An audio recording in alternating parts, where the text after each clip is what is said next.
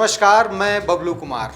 बिहार की राजनीति में सुरक्षा अब सिर्फ सुरक्षा का मुद्दा नहीं रह गई है, बल्कि सत्ता, विपक्ष और दोहरे मानदंडों पर बड़ा सवाल बन चुकी है। एक तरफ बिहार सरकार ने सुरक्षा समीक्षा के नाम पर पूर्व मुख्यमंत्री लालू प्रसाद यादव, पूर्व मुख्यमंत्री राबड़ी देवी और नेता प्रतिपक्ष तेजस्वी यादव की सुरक्षा व्यवस्था में बदलाव किया है। इसके बाद लालू परिवार ने विरोध स्वरूप सुरक्षा कर्मियों को वापस लौटा दिया। लेकिन इस फैसले के साथ ही एक बड़ा राजनीतिक सवाल भी खड़ा हो गया है।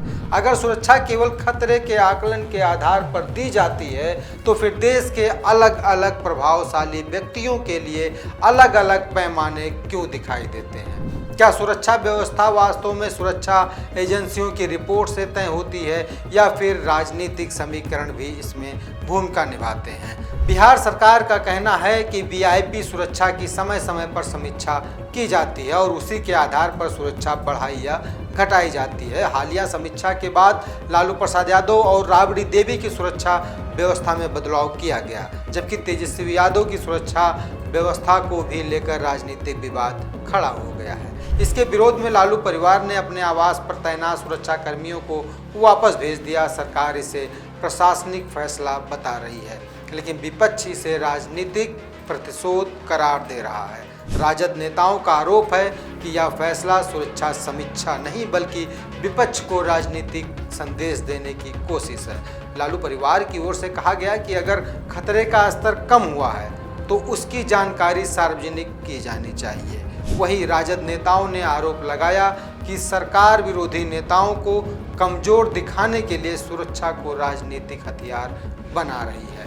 यही वजह है कि अब बहस सिर्फ बिहार तक सीमित नहीं रही, सवाल राष्ट्रीय स्तर पर उठने लगे हैं। आलोचक पूछ रहे हैं कि यदि पूर्व मुख्यमंत्री और विपक्षी नेताओं की सुरक्षा समीक्षा के नाम पर कम की जा सकती है, तो फिर देश के उन प्रभावशाली व्यक्तियों की सुरक्षा का आधार क्या है जो किसी संवैधानिक या सरकारी पद पर नहीं है? उदाहरण के तौर पर आरएसएस प्रमुख मोहन भागवत को प्राप्त उच्च स्तरीय सुरक्षा यानी Z++ को लेकर भी सवाल उठाए जा रहे हैं।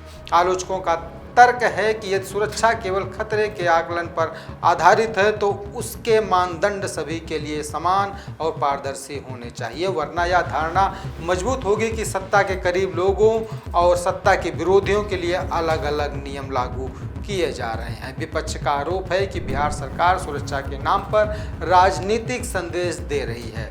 दूसरी ओर सरकार समर्थकों का कहना है कि पूर्व मुख्यमंत्रियों को मिली सुरक्षा कोई जन्मसिद्ध अधिकार नहीं है और समीक्षा के बाद बदलाव पूरी तरह वैध प्रक्रिया है। यानी लड़ाई अब सुरक्षा से ज़्यादा नैरेटिव की हो गई है। एक पक्ष इसे प्रशासनिक निर्णय बता रहा है, दूसरा पक्ष इसे लोकतांत्रिक संस्थाओं के दुरुपयोग का उदाहरण बता रहा है। लोकतंत्र में यह सवाल नहीं है कि किसे सुरक्षा मिले और किसे नहीं, सवाल यह है कि सुरक्षा देने और वापस लेने का पैमाना क्या है। अगर खतरे का आकलन ही आधार है, तो फिर वह आकलन पारदर्शी क्यों नहीं है?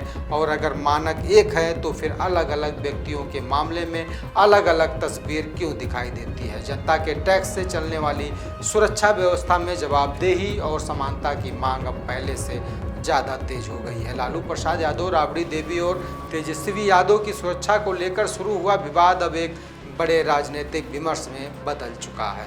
सरकार इसे सुरक्षा समीक्षा का सामान्य फैसला बता रही है, जबकि विपक्ष इसे दोहरे मापदंड और राजनीतिक प्रतिशोध का उदाहरण बता रहा है। सवाल अब भी वही है, क्या सुरक्षा व्यवस्था का आधार वास्तविक खतरा है, या फिर राजनीति के तराजू पर सुरक्षा का वजन अलग अलग तौला जा रहा है? फिलहाल जवाब सत्ता के पास है, लेकिन सवाल जनता पूछ रही है।